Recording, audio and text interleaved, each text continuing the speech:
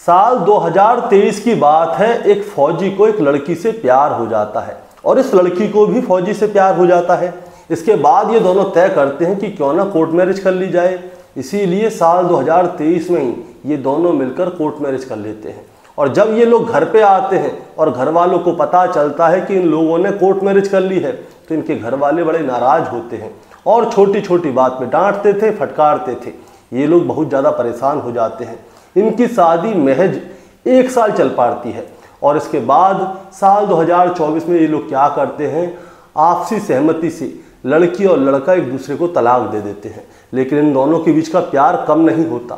इसके बाद क्या होता है, इन दोनों पे रहा नहीं जाता। इसीलिए साल 2025 में क्या करते हैं, ये लोग दोबारा से कोर्ट मैरिज कर लेते हैं और ये लोग तय करते हैं कि अब की बार घर वालों को भी साथ लेंगे।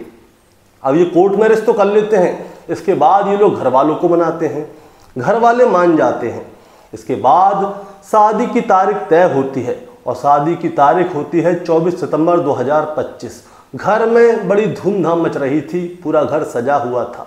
लेकिन क्या होता है दोस्तों, शादी वाले दिन से एक दिन पहले यानी कि 23 सितंबर 2025 की सुबह ही इस लड़की की लाश मिलती है। यानी कि शादी से एक दिन पहले ही इस लड़की की हत्या कर दी गई थी। अब इस लड़की की हत्या किसने की दोस्तों, ये पॉइंट था। यानी कि ये सवाल था कि आखिर इस लड़की की हत्या किसने की, क्योंकि ये लड़की फौजी से बहुत ज़्यादा प्यार करती थी और फौजी भी इससे बहुत ज़्यादा प्यार करता था। और जब इस लड़की का पोस्टमार्टम हुआ तो पता चलता है कि ये लड़की जो है 3 महीने की गर्भवती है। आज की कहानी दोस्तों इसी लड़की के ऊपर है कि आखिर ऐसा क्या हुआ। ये लड़की अपने मन में अपनी डोली उठने के ख्वाब सजाए बैठी थी। जिस दिन इसकी डोली उठनी थी उसके अगले दिन इसकी अर्थी उठती है।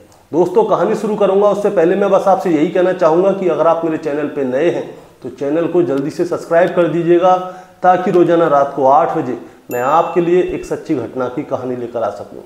नमस्कार दोस्तों, मैं गौरव शर्मा और आप देख रहे हैं गौरव शर्मा सफर। दोस्तों आज की जो सच्ची घटना मैं आपको सुनाने जा रहा हूं, ये सच्ची घटना शुरू होती है हिमाचल प्रदेश के ऊना जिले से। और ऊना जिले के बंगाड़ा की उप तहसील में वेरैया पंचायत लगती है। और यहीं पे एक लड़की अपने परिवार के साथ रहा करती थी जिसका नाम था अंशिका। अंशिका की उम्र 24 साल थी। दरअसल दोस्तों 24 सितंबर 2025 के दिन अंशिका की शादी थी। पूरा घर सजा हुआ था, घर में रिश्तेदार आए थे और सभी लोग बहुत ज़्यादा खुश थे। लेकिन अचानक से क्या होता है, ये तारीख थी 22 सितंबर 2025। 22 सितंबर 2025 को भी अंशिका के घर में बहुत सारे रिश्तेदार आए हुए थे और इसके घर में गीत संगीत चल रहा था और सब कुछ बहुत अच्छी तरह से चल रहा था। रात का समय होता है, सब लोग खाना खाते हैं, इसके बाद अंशिका और उसके सारे रिश्तेदार सो जाते हैं। लेकिन इसके अगले दिन यानी कि 23 सितंबर 2025 की सुबह क्या होता है दोस्तों, 23 सितंबर 2025 की सुबह जब परिवार के लोग जागते हैं और अंशिका के रिश्तेदार जागते हैं तो वो देखते हैं कि घर में अंशिका है नहीं। अब जब घर के अंदर अंशिका नहीं थी तो अब उसे ढूंढा जाता है, क्योंकि घर में जो रीति रिवाज होने थे, हिंदू रीति रिवाज जो होते हैं शादी में, उसमें मुख्य जो थी वो अंशिका ही थी। अंशिका को जगह जगह ढूंढा जाता है लेकिन अंशिका कहीं नहीं मिलती। उसके मोबाइल पे फ़ोन किया जाता है तो उसका मोबाइल स्विच ऑफ होता है।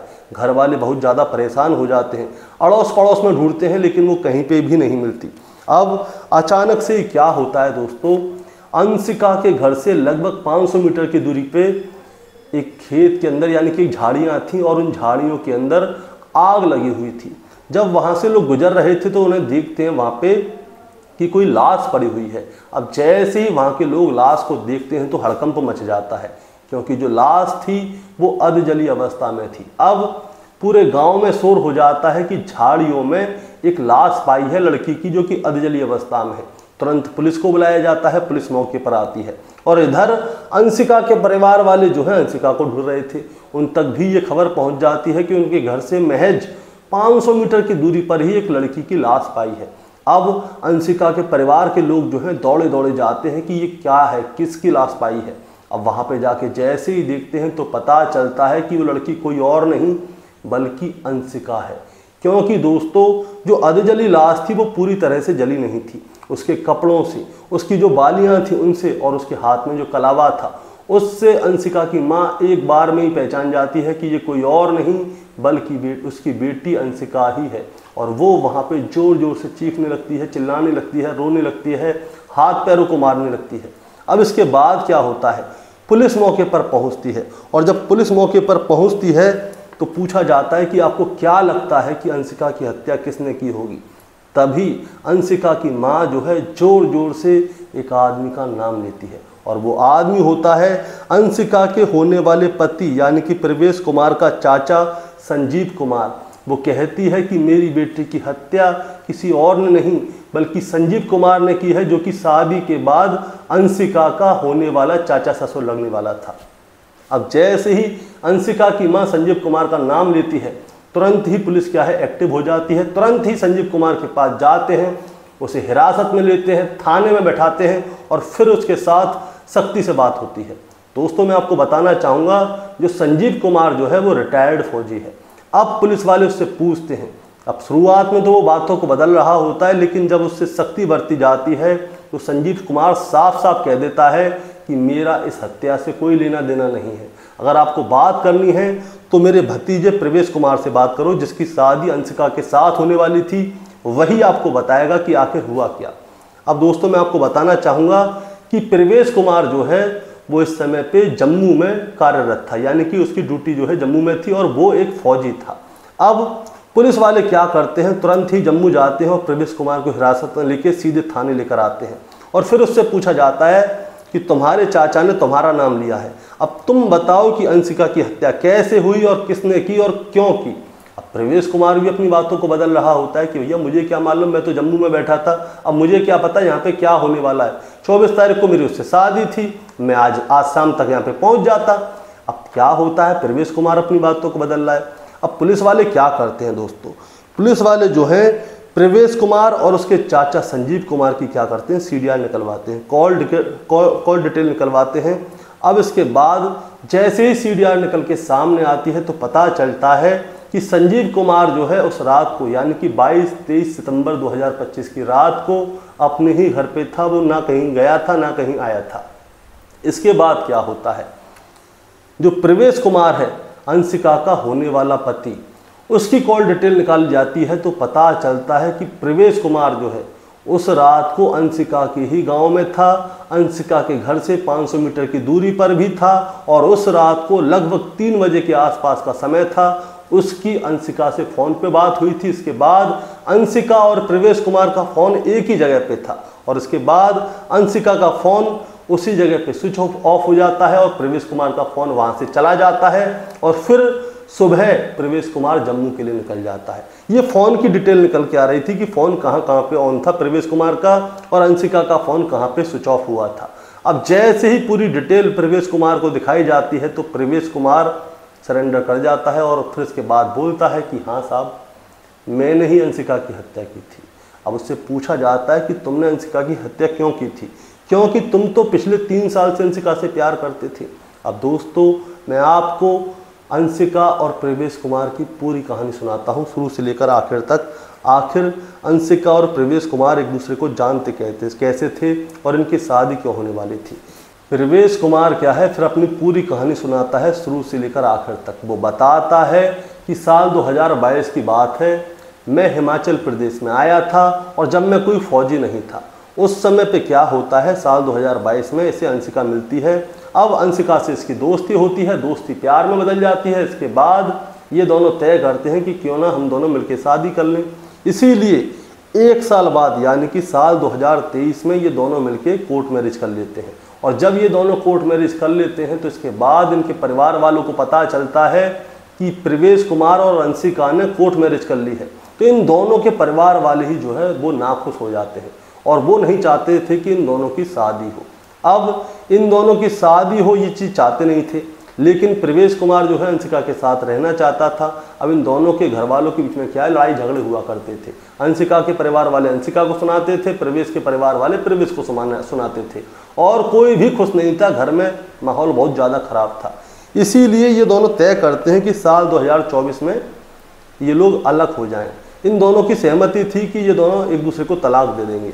अब क्या होता है, साल 2024 में ये दोनों आपसी सहमति से एक दूसरे को तलाक दे देते हैं और अलग हो जाते हैं। लेकिन इन दोनों के बीच का प्यार जो है वो कम नहीं होता, ना ही ख़त्म होता। ये मिलते जुलते थे, सब कुछ ऐसे ही चल रहा था जैसे पहले था, बस इनके बीच में तलाक हुआ था। लेकिन ये मानते नहीं हैं, इनका मन नहीं मानता कि ये दोनों अलग क्यों हैं। इसीलिए क्या होता है, साल 2025 में ये दोनों फिर से शादी कर लेते हैं और फिर से एक साथ रहने की सोचते हैं। यानी कि साल 2025 में इन दोनों ने कोर्ट मैरिज दोबारा से की थी और उसके बारे में भी परिवार वालों को नहीं पता था। लेकिन अब प्रवेश कुमार जो है एक फौजी बन चुका था, अब तो परिवार वालों को मानना ही पड़ेगा, भैया कमा के ला रहा है घर में, फौजी है बेटा। अब सब कुछ ठीक चल रहा था, प्रवेश कुमार ने अपने परिवार वालों को मना लिया और इधर जो अंशिका है उसके परिवार वालों को भी मानना पड़ा क्योंकि दामाद फौजी आ रहा है।